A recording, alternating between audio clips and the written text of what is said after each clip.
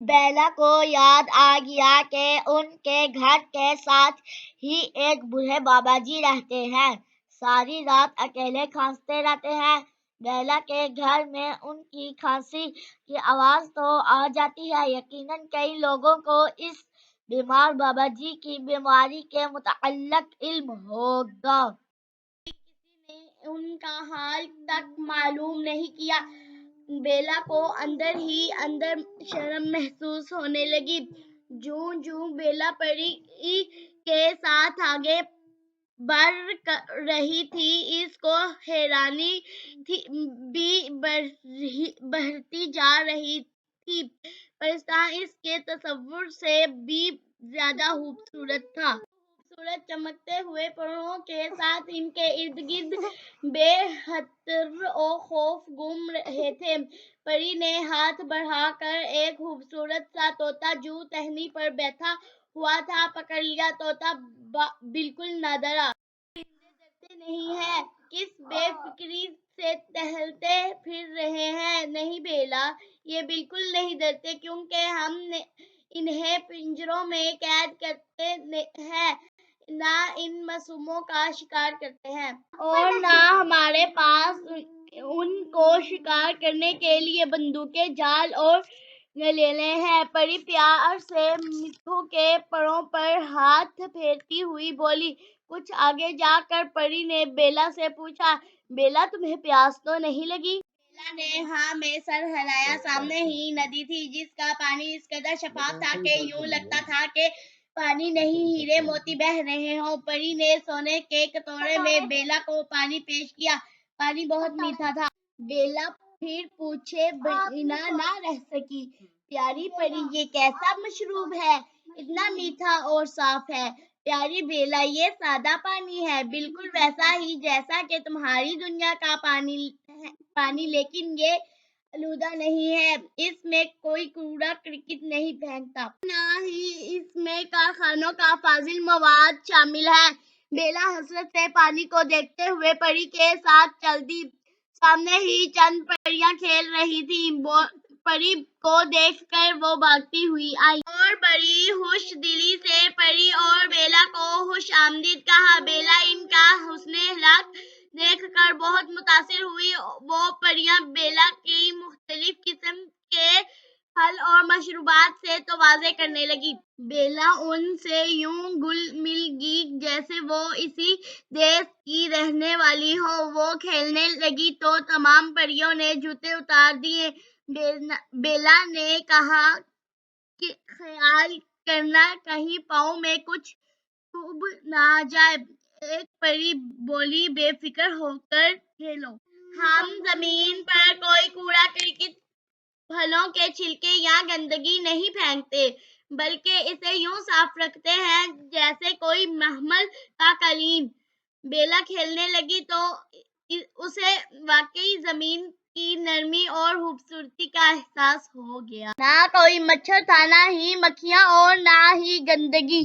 ہاں، نرم کونپلوں جیسے پروں والی تتلیاں اور چمکتے ہوئے جگنو ادھر سے ادھر رقص کرتے پھر رہے تھے۔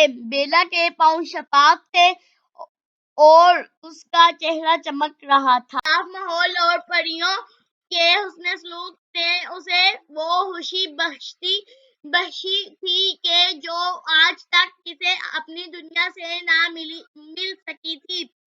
کھیلتے ہوئے کافی دیر ہو گئی تھی، مگر بیلا نے محسوس کیا کہ پریاں آپس میں بالکل نہیں لڑتی، اور ایک ہم ہے جو اپنی دوستوں کے ساتھ کھیلتے ہوئے 100 دفعہ ناراض ہوتی ہیں اور بات بات پر جھگڑا کرتی ہیں۔ وہ پریوں کو خدا حافظ کہہ کر پری کے ساتھ آگے بڑھی۔ تمام پریاں اسے ہاتھ ہلا ہلا کر خدا حافظ کہہ رہی تھی۔ پری اسے اپنے گھر لے گئی۔ سفید جالی دار پردوں سے بنا ہوا پری کا گھر بہت خوبصورت تھا۔ اس نے بیلا کو اپنے تمام گھر والوں سے ملوایا۔ سب ہی بیلا کو بہت پیار کر رہے تھے۔ بیلا سوچنے لگی کہ یہ لوگ مجھ سے کس طرح کر رہے ہیں۔ سب میرے ارد گرد جمع ہیں، مگر میں پری کا تعارف اگر اپنے گھر میں یا اپنی دوستوں سے کروا دوں تو وہ ٹائم نہ ہی اس طرح کا شاندار استقبال ہو اور نہ ہی مہمان نوازی کا پری کو نکال دینے کی تدبیریں کی جائیں گی۔ بیلا کہاں کھوئی ہو؟ پری نے آ کر پوچھا۔ پری آپ کہاں غائب ہو گئی تھی؟ بیلا نے سوال کیا۔ میں اپنی دادی کو سلام کرنے گئی تھی، پھر میں نے ان کے پاؤں دبانے لگی، ان کی آنکھوں میں دوا ڈالی، اس لیے دیر ہو گئی، معاف کرنا۔ بیلا کو اپنی دادی اماں یاد آ گئی۔ اس نے کبھی ان کے پاؤں دبانے یا ان کی آنکھوں میں دوا ڈالی یا پھر ان سے باتیں کی۔ بیلا تم بالکل اچھی نہیں ہو، بیلا لا خود سے کہنے لگی۔ باتوں باتوں میں وقت کا احساس ہی نہ ہوا۔ فرشتہ میں خوبصورت پتلی آنکھوں والی مرغ اذانیں دینے لگی تھی۔ تمام پرندے اللہ تعالیٰ کی حمد و ثنا میں مصروف تھے۔ بیلا بہت اداس سی پری کے ساتھ مہر پرواز تھی۔ سب ہی اسے رخصت کرتے ہوئے اداس تھے۔ اسے کئی خوبصورت تحفے دیے گئے تھے جو اس نے اور پری نے پروں پر اٹھائے ہوئے تھے۔ صبح اپنے تمام اجالوں کے ساتھ نمودار ہو رہی تھی۔ اپنی دنیا میں قدم رکھتے ہی بیلا نے آنکھیں کھول لی۔ اس نے دیکھا کہ ہر طرف کوڑا کرکٹ اور گندگی کا ڈھیر تھے۔ ناگوار سی بو ہر طرف پھیلی ہوئی تھی۔ تمام درخت مرجھائے ہوئے تھے۔ بیلا کو آج ان کی اداسی کا سبب معلوم تھا۔ کہیں چڑیا خوراک کی طرح ادھر ادھر ماری پھر رہی تھی۔ ایک طرف سے بہت سا دھواں نکل کر ساری فضا کو دھندلا کر رہا تھا۔ پری کو اس کالے دھویں سے کھانسی آنے لگی۔ بیلا کو بہت شرمندگی ہوئی۔ یہ ایک چشمہ ہے، پری وہاں سے پانی پی لو۔ لیکن چشمے پر پہنچتے ہی جب بیلا اور پری کو اس چشمے میں نہاتی کالی بھینسیں نظر آئیں تو انہوں نے رکنے سے توبہ کر لی۔ ویسے بھی ان بھینسوں کے ساتھ کئی بچے صبح کا غسل کر رہے تھے۔ آج اتوار تھا اور بیلا کی چھٹی تھی، ورنہ تو اسکول سے لیٹ ہو جاتی۔ کمرے کی کھڑکی سے دونوں اندر آئے۔ پیاری پری آج میرے پاس رک جا، بیلا اصرار کرنے لگی۔ نہیں بیلا، میں نہیں رکتی، تم ناراض نہ ہونا۔ ہاں، میں تمہارے پاس ضرور آؤں گی۔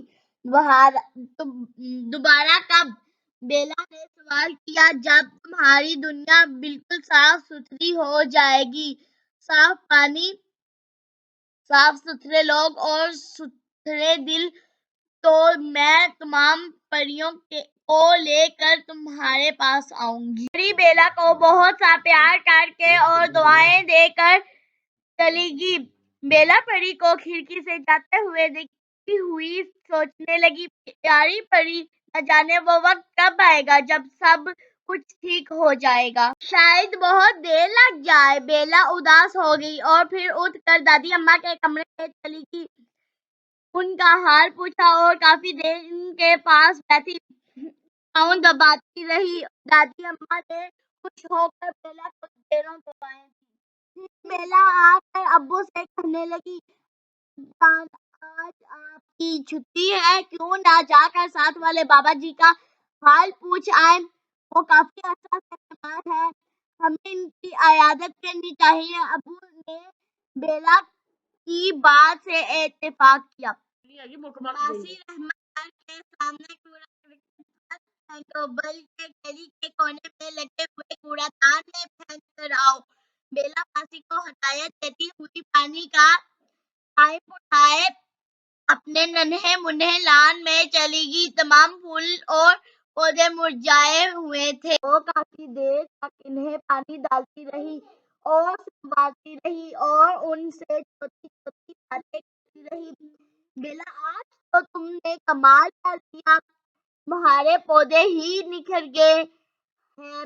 ابو جان نے بیلا کی تعریف کرتے ہوئے کہا، ابو جان، کسی کو تو بارش کا پہلا قطرہ بننا ہی تھا۔ وہ میں ہی صحیح۔ بیلا نے پنجرے میں بند چھوٹی سی بلبل کو آزاد کیا۔ بلبل پھر سے اڑ کر دیوار پر جا بیٹھی اور اپنی زبان میں بیلا کو شکریہ کہنے لگی۔